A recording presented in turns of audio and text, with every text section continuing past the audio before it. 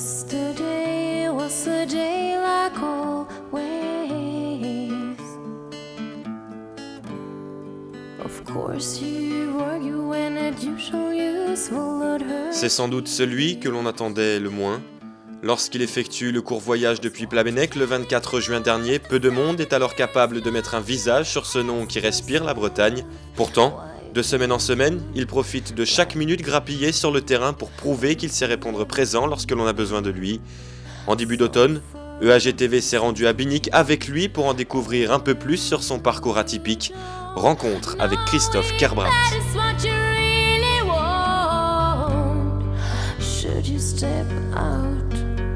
Donc j'ai joué pendant 18 ans au Stade Plabennecquois, où j'ai fait les catégories jeunes et seniors.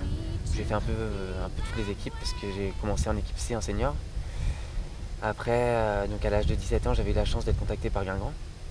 Et à l'époque, j'avais fait un essai qui avait été concluant, mais c'était pour jouer en moins de 18 ans à l'époque. Et je venais de commencer à jouer en senior à Plabennec. Et donc c'était en CFA2 avec Bernard Maligorne. Et j'ai préféré rester à Plabennec. Donc j'ai effectué 2 ans en CFA2, 3 ans de CFA et 2 ans de national.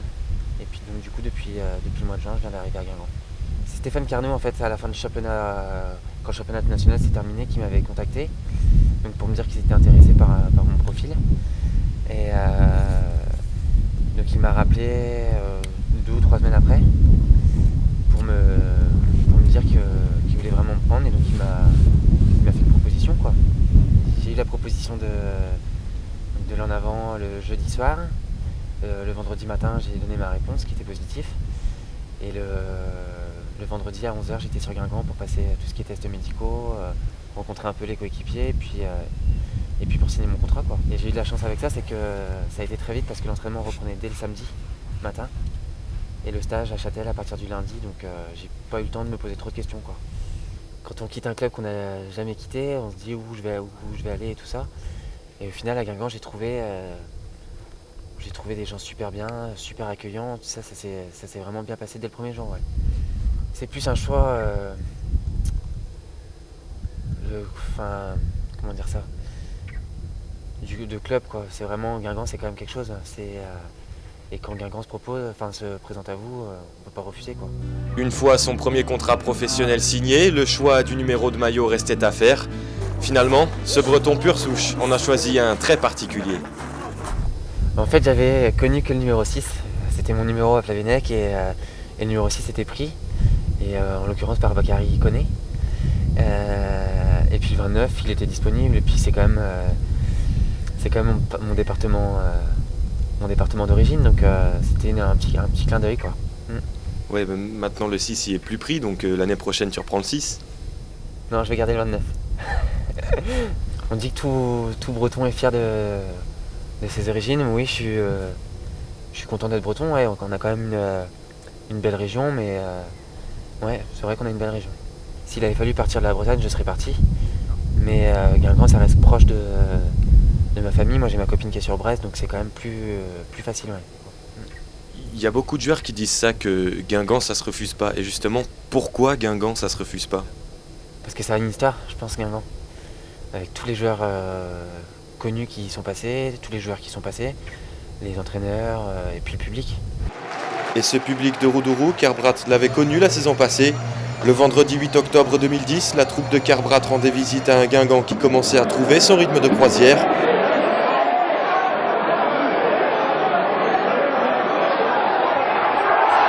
L'ouverture du score de Diallo venait parachever une première mi-temps totalement à l'avantage des Rouges et Noirs. Je me rappelle du match à Guingamp, la première mi-temps, on avait été vraiment bousculés. Ouais. À la mi-temps, je me rappelle, on se regardait tous, on était tous rouges dans les vestiaires, on s'est dit si ça continue comme ça, on va exploser.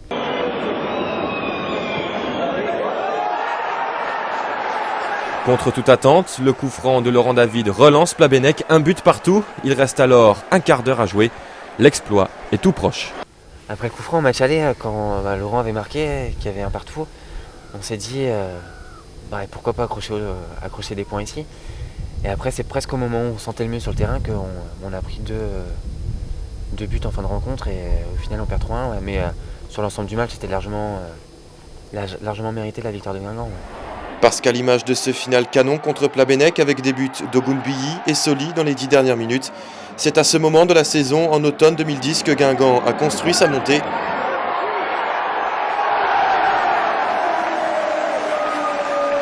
À cette époque, l'en avant était fort, trop fort pour les Finistériens, qui ont tout de même bien failli renverser la tendance au match retour, un des matchs qui constituait pour eux l'un des grands rendez-vous de leur saison.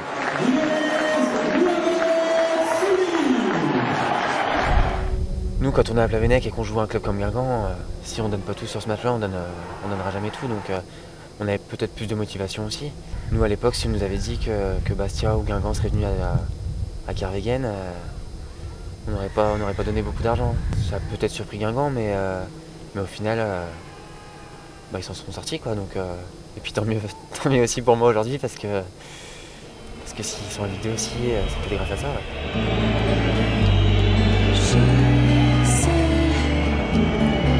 Et cette Ligue 2, Carbrat est en train de la conquérir petit à petit. Depuis juin, ses habitudes ont changé. Lui qui s'occupait encore de la maintenance d'une société avicole il y a quelques mois a modifié son rythme de vie. Désormais, il pense football, il parle football, il mange football. Bref, il apprend peu à peu son nouveau métier. Les premiers jours, ça a été un peu... Je me disais pas que c'était mon métier. Maintenant, avec plus de recul, ça y est, j'y suis et je suis content d'y être et je me dis que c'est vraiment mon métier maintenant. Ouais. La différence, c'est que on n'a que ça à penser, le foot. On est dans les meilleures conditions pour réussir. Ici à Guingamp, je pense qu'il y a tout pour bien faire et puis pour réussir. Au niveau infrastructure, ça change. Au niveau du staff, on est plus de joueurs à l'entraînement aussi. Donc c'est un peu tout qui change. Les entraînements, ils sont plus consistants parce que on n'a que ça. Donc c'est normal qu'ils soient plus consistants parce que c'est notre métier aussi. Mais c'est vrai que tout est différent. Ouais. Est-ce que tu es impressionné un petit peu quand, par exemple, tu as vu la télé débarquer à Guingamp pour filmer vos matchs? Pas forcément nous, hein, mais Eurosport ou des choses comme ça. Si, c'est vrai que les médias, tout ce qui est médias, ça m'a... Moi, j'ai pas été habitué à autant. Déjà, le jour où j'ai signé, les photographes en face de moi ou les journalistes, c'est vrai que c'est surprenant, ouais. Pour quelqu'un qui vient du monde amateur, c'est surprenant. Et puis même pendant les matchs et tout ça, il y a des caméras partout, donc c'est vrai que ça, c'est un peu le côté nouveau, ouais.